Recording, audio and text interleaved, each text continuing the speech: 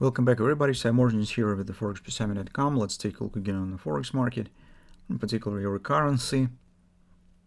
So the situation today stands really sophisticated. It's complex. It's very difficult to make the reasonable decision in what direction to take the position, if in general we should take it today. Don't forget that tomorrow we will get payrolls report. Everybody starts preparing. This report will be really important. We'll have the special meeting for the September meeting, FOMC meeting as well. And in general, big changes in numbers might really shock the market society. So it's also we should take into consideration. So these two factors that should let you to make the decision. First is comment the payroll. Second, difficult technical picture, which is not easy to understand and to interpret. So what we have actually on the daily chart, at first glance it seems nothing bad. Grabber still stands. Pullback that we discussed yesterday, let's take a look. Maybe its market starts forming some pullback. It also stands nice. So in general, with the grabber in place and tide standing inside of kind of the triangle shape, it seems that nothing is lost for the bulls. Theoretically, it easy could just keep going higher. The same grabber we have on the dollar index, but the first inconsistency that we have is a picture on the futures of the euro currency. So if you take a look at the futures chart, you will see that the grabber looks a bit different in a different place. So it should be in this candle, right? This is a big difference with the retail broker chart, but we on the futures we've got it the day before. And take a look yesterday, we've got another grabber, but in the opposite direction. So we have the bearish grabber on the futures on the euro currency. So you can see it's also bullish for euro currency, bearish for dollar, and we do not have any other grabbers to the right there. While on euro currency we have it. This is the first point. Second point, take a look at the fall time frame chart. Here's another surprise. Despite that we've got the bullish reversal bar, later we've got the bearish grabber here on the 4 time frame chart. Yes, sometimes it might be just the byproduct of the upper direction. Market hits the resistance but just time is housing for a particular candle. It appears that grabbers might appear occasionally. Now, if you take a look once again in the futures on the euro currency, on the 4 time frame chart, you could see that we have two grabbers in opposite direction, and both of them are still valid. So based on the recent action, which is actually to the upside, supposedly this might be more interesting, but who knows? So we're coming to the payrolls. Another inconsistency, and actually it's very difficult to make some conclusions here as well. Finally, we're going to the 1 hour chart. And here what we have is collapse, kind of the reversal type of action. Yes, but there's even some minor washing greens of the previous lows, right? A nice upper jump.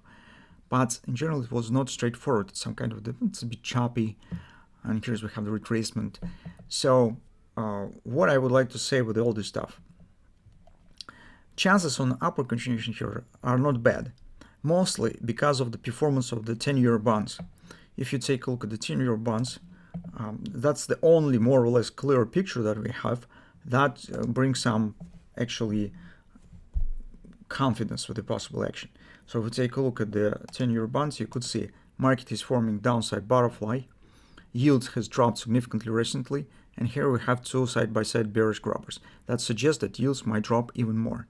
But that might be the reason of the safe haven demand, which is actually makes gold to rise and make pressure on other markets. If this will be the case, if it will be driven not by some statistics release or just by some other reasons, but by safe haven demands, in this case we will see no relief for the euro currency as well. So we will continue to stay under pressure. So taking it all together, it's really, as you understand, it's a rather messy situation here. So what we're gonna do currently, what we in general could do, or what would I do in the current situation? If you still would like to take the position, and you understand that in general chances are maybe not superb, but theoretically you could try, especially if risk will be not very big. Who knows what will happen on payrolls? I could take some small risk for the current position. If you're ready for such kind of the treating of this current situation, you probably could consider fib support levels on this most recent upward action, which is actually very close to the lows of the grabber as well, and trying to take position on some fib levels, either this one or that one, with the placing stops here below these lows, or if you would like to, below the butterfly lows right here. So you could do it even more delicate. For instance, it's still big risk to you, but you think that it's probably current situation. Who knows? Maybe it will go up. Let's try. You could drop your time frame more. So for instance, we're dropping to the 5-minute chart, and you start watching what is going on around the particular support levels here.